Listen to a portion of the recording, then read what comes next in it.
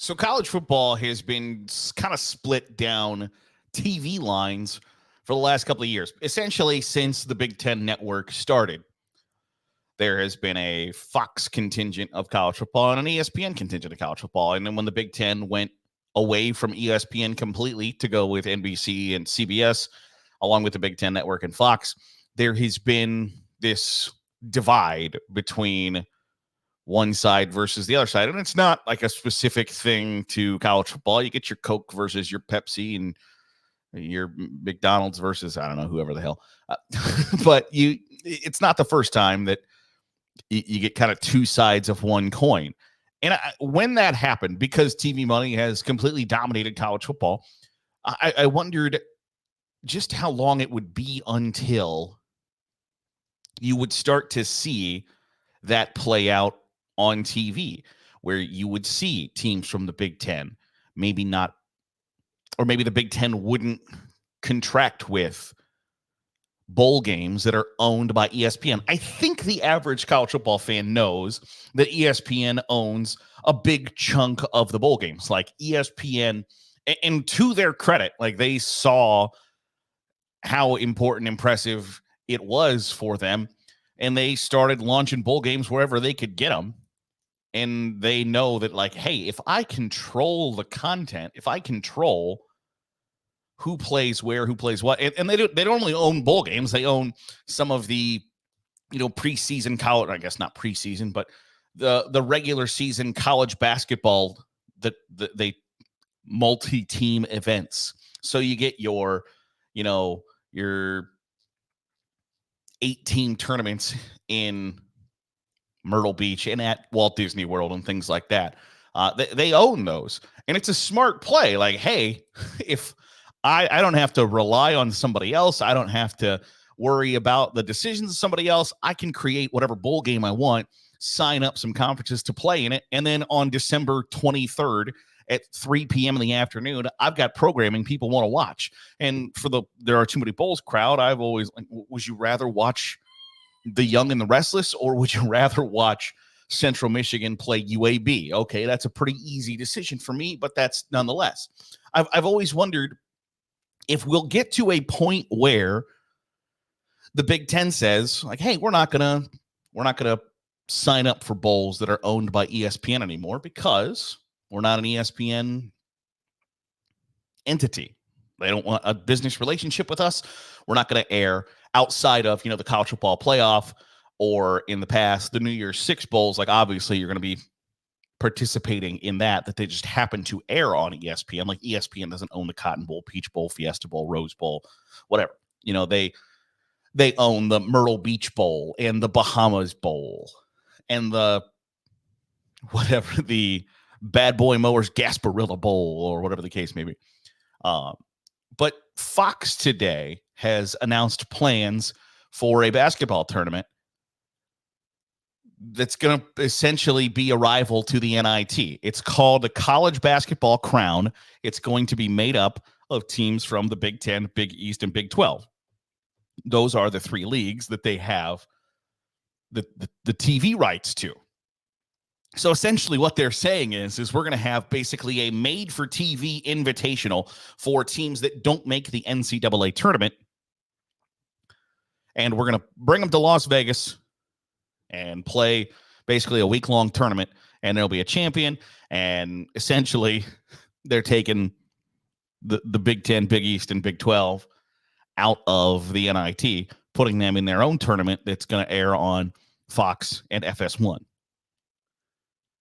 Which there are problems with from the get-go, but I think there are going to be similar problems if they tried to do something similar in football. If Fox tried to put together its own bowl game slate, or whatever the case may be, because college basketball is going through the same issues that college football goes through at the end of the season, that the transfer portal opens at a really inopportune time.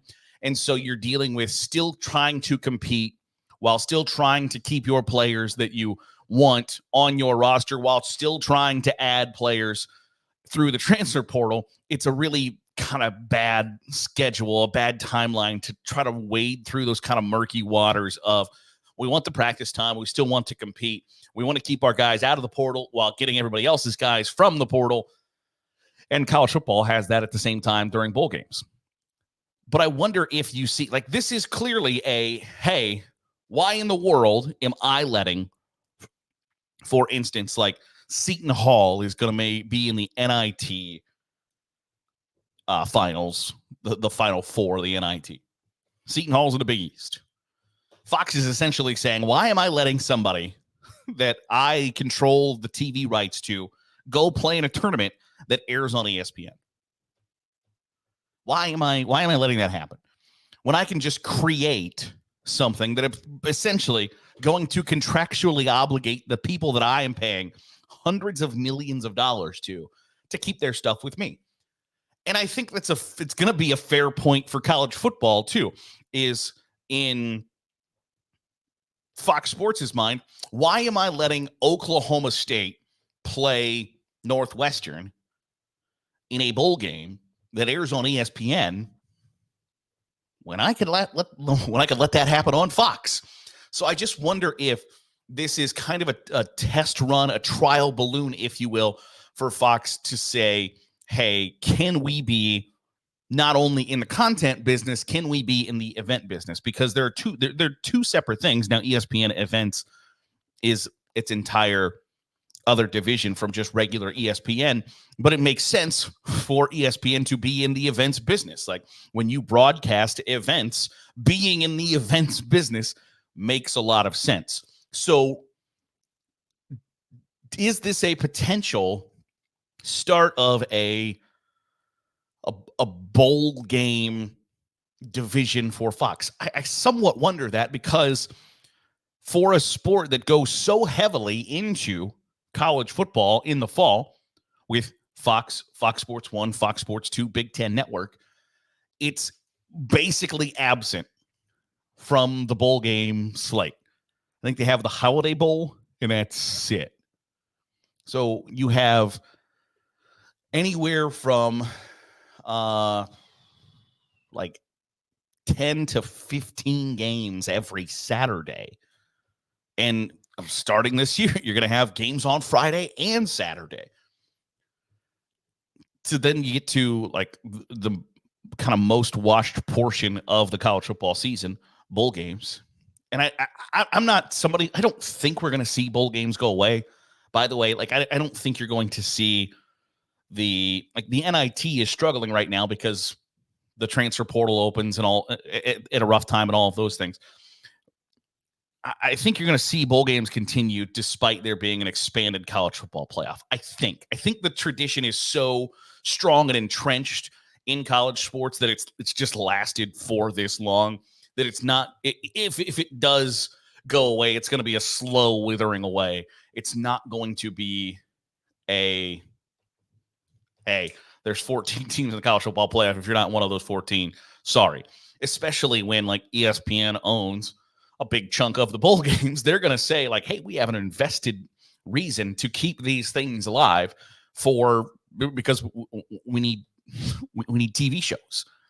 So I don't think bowl games are going to go away by any stretch of the imagination. If anything, I wonder how many of the bowl games are going to be up for grabs, so to speak, because is it going to be more lucrative for those games to be owned by Fox and ESPN? Yeah, I think so. I think 100%. Yeah. And don't be surprised if you see Fox and NBC work together, or Fox and CBS work together, CBS and NBC work together to say, hey, let's get a Big Ten bowl game. Let's get a Big Ten versus whoever bowl game. Because when everybody is so worried about, we got to put like, one, live sports is still pretty much the only thing that drives live television viewing, coupled with, if I own the rights to Ohio State, Michigan, Michigan State, Penn State, Indiana, Wisconsin, Nebraska, Iowa, Oklahoma State, Texas Christian, Baylor, you get all these, and then you watch them play big time games on your competitor. I just think these TV networks are spending too much money to let that happen. So don't be surprised if eventually there is, and I don't think it's a tournament by any stretch of the imagination, but I wouldn't be shocked if this is a ploy down the line for Fox to kind of dip their toe in the water and say, all right, instead of being in just the content business, we're now in the events business, which means a new bowl game in Las Vegas, a new bowl game in Los Angeles, or the purchase of bowl games in Las Vegas, Los Angeles, New Orleans, Miami, destination cities. And hey, those bowl tie-ins are Big 10 and Big 12 and Mountain West.